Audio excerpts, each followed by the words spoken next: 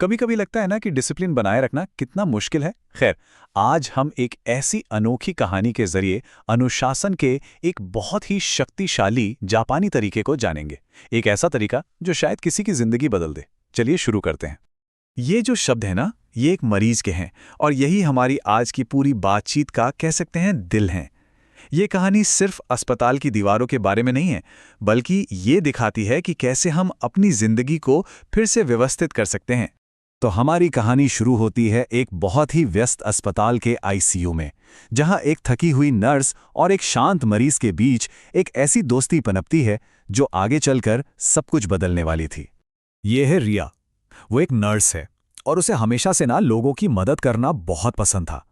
लेकिन अब ऐसा लग रहा था जैसे उसकी रातें बस दवाइयों, रिपोर्ट्स और मॉनिटर्स की बीप बीप के बीच एक कभी ना खत्म होने वाला रूटीन बन गई थी। उसका जो जुनून था वो धीरे धीरे कहीं खो रहा था। और ये हैं रमेश जी। वो काफी शांत स्वभाव के थे, लेकिन उनकी आंखों में एक अजीब सी गहराई थी। उन्होंने रिया की परेशानी को महसूस किया और उससे बातचीत शुरू की। धीरे धीरे उनकी रातों की छोटी छोटी बातों ने एक खामोश दोस्ती की नींव रख दी। और बस यहीं से रमेश जी ने रिया के साथ अपनी पहली सीख साझा की। एक ऐसी सीख जिसने उसकी जिंदगी को बदलने की शुरुआत कर दी। रमेश जी ने समझाया कि देखो, पहला नियम है सेरी। इसका सीधा सा मतलब है छांटना। और ये सिर्फ चीजों के बारे में नहीं है, नहीं, ये उन विचारों, उन आदतों और यहां तक कि उन रिश्तों के बारे में भी है जो हमें कहीं ना कहीं आगे बढ़ने से रोक रहे हैं। और पता है, रिया ने इसे फौरन लागू किया। उसने एक नोटबुक उठाई और 2 कॉलम बना लिए। उसने उन लोगों से दूरी बना ली जो सिर्फ शिकायतें करते थे, एक बोझ बन चुके रिश्ते को अलविदा कहा और घंटों सोशल मीडिया पर बिताने के बजाय ध्यान लगाना शुरू कर दिया। और कमाल की बात तो ये थी, जैसे जैसे उसका कमरा साफ होता गया, उसका मन भी हल्का और शांत होता गया।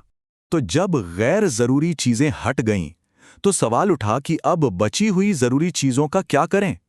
और यहीं से शुरू होते हैं अगले 2 नियम। रमेश जी की दूसरी सीख थी सैतौन, यानी हर चीज को उसकी सही जगह देना। ये सिर्फ किताबों के लिए नहीं, बल्कि हमारी सोच, हमारी आदतों और हमारी प्राथमिकताओं के लिए भी है।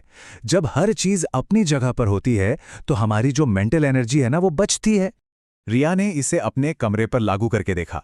उसने रोज इस्तेमाल होने वाली चीजों को अपनी पहुंच में रखा और बाकी सब कुछ स्टोर कर दिया। ये बस एक छोटा सा बदलाव था, लेकिन इसका असर बहुत बड़ा था। अब कुछ भी ढूंढने में उसकी मानसिक ऊर्जा बर्बाद नहीं होती थी।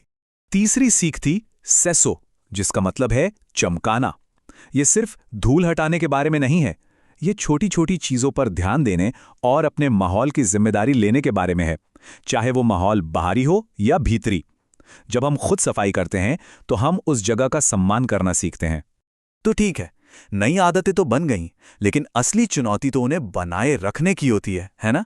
और इसके लिए एक सिस्टम की जरूरत होती है। तो यहां काम आता है चौथा नियम, सिकेत्सु, यानी मानकीकरण। इसका मतलब है ऐसे सिस्टम बनाना जो अच्छी आदतों को ऑटोमेटिक बना दे।